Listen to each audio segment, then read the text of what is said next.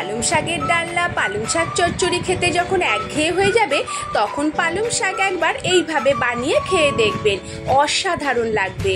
পালং শাকটা এখানে একটু বড় করে কেটে নিয়েছি, 4টে কাঁচা লঙ্কা নিয়ে নিয়েছি। কড়াই তেল গরম করে সামান্য একটু রসুন ফোড়ন দিয়ে কেটে রাখা শাকগুলো দিয়ে দিয়েছি। তার উপর পরিমাণ মতো নুন ছড়িয়ে দিয়ে চাপা দিয়ে দিয়েছি। আবারও চাপাটা খুলে এতে সামান্য একটু হলুদ দিয়ে নাড়াচাড়া করে নেব।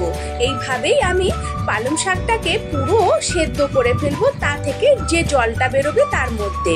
ঢাকনা দিয়ে দিয়ে বারে বারে 2 মিনিট অন্তর অন্তর এটাকে নাড়াচাড়া করে পুরো জলটাকে শুকিয়ে নেব। জলটা যখন পুরো শুকনো হয়ে যাবে তখন আমার পালং শাকটা রেডি হয়ে যাবে।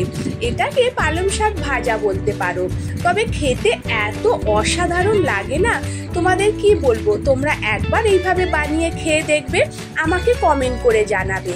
আর আমার চ্যানেলটিকে বন্ধুরা সাবস্ক্রাইব করে দেবে।